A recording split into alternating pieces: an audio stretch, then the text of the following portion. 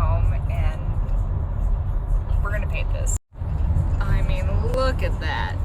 As usual, you want to start by wetting your paints and prepping what you're going to be painting on. I'm really liking these 2-page spreads in my little notebook, so that's how I'm going to do it. I start by mixing up kind of a golden yellow color and I put it on the dry paper. Then I wash my brush and I soften it all the way out. I also bring a little of that into the foreground, then I give that a good dry. Once dry, I mix up a really light blue color and I'm going to start a little wash of that blue color that gets lighter as it goes down so we don't get any green. I really just want the blue to be up at the top left. Then I'm going to dry that completely and wet the whole page. Mix up a darker blue color, and I'm going to start adding in some of those cloud shadows. I do this by mixing up a darker color, dropping it into the wet area. I'll go between that and taking a paper towel and blotting the edges so that it doesn't have any harsh edges. I also drop a little water in to encourage some blooms, and I repeat this process a couple times, changing that blue color and making it more purple when I get close to the yellow.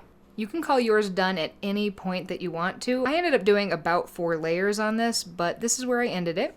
Once I'm happy, I'm going to give it a really good dry, and I'm going to take some of that blue and add some water into it so I have a really nice light blue color for my first layer of mountains that I'm going to place roughly across the middle of the page. As per usual, we're going to dry it before then darkening that color a bit and adding a second layer, making sure we let some of that first layer peek through behind it. Then I want to mix up a super dark green color, and I want to put that across the whole thing. I can also vary the color a little bit by adding in more yellow or some other colors just to give it some variation. I was looking out onto a cornfield, and I'm not interested in actually painting every single corn stalk, but I would like to get the direction of the plants. So I'm going to be lifting out some areas of color using my brush in a vertical motion, drying them, and then kind of working in layers, in some areas adding more yellow, some areas making it a little bit darker, especially making it darker as it gets a little bit closer to us to really get the shadows from that sunset. The final touch I'm going to add in here is take some of that super dark green, maybe even make it a little darker, and add some trees across the horizon line. This might be my favorite thing I've painted in a while. You should definitely try this.